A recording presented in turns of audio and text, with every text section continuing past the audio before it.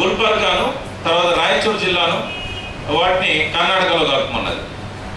Fazal Ali commission report వచ్చిన తర్వాత వీళ్ళు ఏం చేశారంటే, మీరు ఇట్లా కనుక తెలంగాణను సపరేట్ స్టేట్గా ఉంచినట్టయితే తెలంగాణలో కమ్యూనిస్టులు అధికారంలోకి వస్తారు. ఆనాడున్న సంఖ్యాబలం ప్రకారం బూరుగుల రామకృష్ణారావు కాంగ్రెస్ పార్టీ తరఫున ఎందుకు ముఖ్యమంత్రి ఏంటంటే, మహారాష్ట్రలోని మరాఠవాడ ప్రాంతం, హైదరాబాద్ స్టేట్లో ఉన్న ప్రాంతం, కర్ణాటకలో ఉన్న ఉత్తర కర్ణాటక, ఈ ప్రాంతాలలో కాంగ్రెస్ పార్టీకి ఎక్కువ మెజారిటీ వచ్చినాయి. అక్కడ కమ్యూనిస్టులు లేరు కాబట్టి ఆ రెండు ప్రాంతాలలో కాంగ్రెస్కు మెజారిటీ ఉంది కాబట్టి బూరుగుల రామకృష్ణారావు హైదరాబాద్ స్టేట్కు ముఖ్యమంత్రి అయ్యాడు. ఒకవేళ కనుక తెలంగాణ 8 జిల్లాలను సపరేట్ చేసి ఎలక్షన్ పెట్టినట్టయితే ఖమ్మం, వరంగల్, కరీంనగర్, నల్గొండ ఇవన్నీ కూడా ఏంటంటే కమ్యూనిస్టులు గెలిచారు. ఇక్కడ 52 సీట్లు అప్పుడు కమ్యూనిస్టులు గెలిచారు. ఈ ప్రాంతంలో కనుక ప్రత్యేక రాష్ట్రం చేసేది వాళ్ళు అధికారాన్ని ఎవరికి ఇవ్వాలి? మరి వాళ్ళు స్టేట్ విడదీసినప్పుడు ఎలక్షన్స్ రావు. స్టేట్ విడదీసినప్పుడు ఎవరిది మెజారిటీ ఉంటే వాళ్ళకి అధికారం ఇస్తారు. అంటే కమ్యూనిస్టులు మొట్టమొదటిసారి అధికారంలోకి తెలంగాణలో వచ్చేవాళ్ళు. ఒకసారి కనుక కమ్యూనిస్టులు తెలంగాణలో అధికారంలోకి వస్తే వాళ్ళు భారతదేశ వ్యాప్తంగా స్ప్రెడ్ అవుతారు. కాబట్టి మీ మొత్తం కాంగ్రెస్ పార్టీకే ముప్పు వస్తుంది, మీ పరిపాలనకే ముప్పు వస్తుంది. నెహ్రూకు కమ్యూనిస్ట్ అంటే గిట్టేది కాదు, పేరుకు సోషలిస్ట్ అని చెప్పుకునేవాడు. కానీ కమ్యూనిస్టులకు అధికారంలోకి రాకుండా ఆపాలంటే తెలంగాణను ప్రత్యేకంగా ఉంచడానికి వీల్లేదనేది మొట్టమొదటి reason, first reason. Second reason ఏంటంటే, ఆనాడు ఐక్యరాజ్య సమితిలో పిటిషన్ పెండింగ్ ఉంది.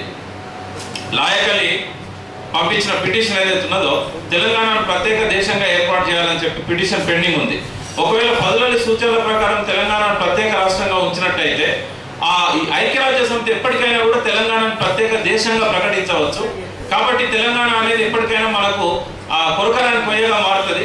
నడి భారతదేశంలో ఒక ప్రత్యేక దేశం ఉండడం ఏంటని చెప్పి ఆ ప్రమాదాన్ని నివారించాలంటే ఇది మెర్జ్ చేయాలి, హైదరాబాద్ రాష్ట్రాన్ని ముక్కలు ముక్కలు చేయాలి. ఈ రెండే రెండు కారణాలు నెహ్రూను కన్విన్స్ చేసినాయి. అయితే ఇప్పుడు 1978లో ఆ పిటిషన్ ఇన్ఫెక్చువస్ అయిపోయింది. ఇప్పుడు ఎవరు అడిగే వాళ్ళు లేరు, నిజాం స్టేట్ లేదు, నిజాం తరఫున పిటిషన్ పెట్టిన వాళ్ళు లేరు. కాబట్టి ఆ డిమాండ్ అనేది లేదు. కాబట్టి ఈ పిటిషన్ అవసరం లేదని చెప్పి ఐక్యరాజ్య సమితి పిటిషన్ కొట్టేసింది. మిగిలిన ఒకే ఒక రీజన్ ఏంటంటే, కమ్యూనిస్టులను అధికారంలోకి రాకుండా ఆంధ్రప్రదేశ్ ఏర్పాటు చేయడం ద్వారా ఆపగలిగారు. అంటే ఇక్కడ మనం అర్థం చేసుకోవాల్సిన చరిత్ర నుంచి ఏంటంటే, ఉద్యమాల ద్వారానో, ప్రజలు చావడం ద్వారానో, ఆత్మహత్యల ద్వారానో, నిరాదీక్షల ద్వారానో ఇవన్నీ ఏమి కలిగించలేవు కేంద్ర ప్రభుత్వాన్ని. ఎందుకంటే దే ఆర్ నాట్ సిన్సియర్. వాళ్ళ సిద్ధాంతాలకు కట్టుబడి ఉన్న వాళ్ళు కాదు, నిజాయితీకి తలవంచే వాళ్ళు కాదు. వాళ్ళకి ఎంతమంది చచ్చిపోయినా వాళ్ళకి కొట్టదు. ఇప్పుడు కాశ్మీర్ లాంటి ప్రాంతాలలో దాదాపు 50 ఏళ్ళ నుంచి ఎన్ని వేల మంది చచ్చిపోయింటారు. ఏమైనా సమస్యను పరిష్కారం చేస్తున్నారా? అంటే ఒక రాజ్యాన్ని ఏలుతున్న వాళ్ళకి ఎంతమంది వస్తున్నారు అనేది పట్టదు. నిజాయితీ పనులైన రాజులు లేదు, రామరాజ్యం లేదు.